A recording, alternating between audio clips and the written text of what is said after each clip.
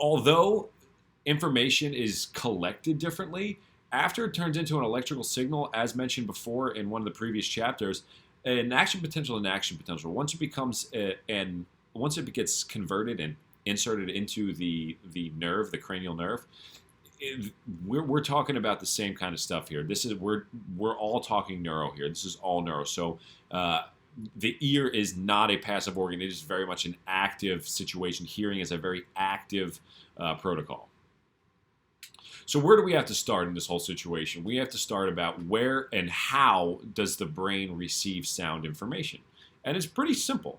So this diagram in particular is, the reason that I set it up this way is one of the things not really important for you to understand in this context, but from a general standpoint, I just thought it was a pretty cool thing to show of how our brain determines where the sound is coming from. And so if this is the sound right here, the sound waves are going to travel. And again, when I say sound waves, what I'm really talking about is vibrating air molecules. That's all that we're receiving. That's all the ear is there for, is to gather vibrating air molecules. I'm sorry.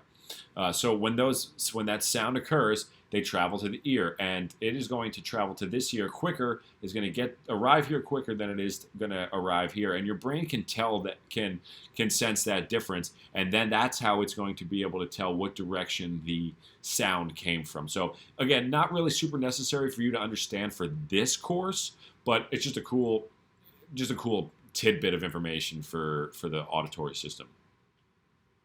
So how does it really, a little more in depth here, how is it accumulating sound auditory information?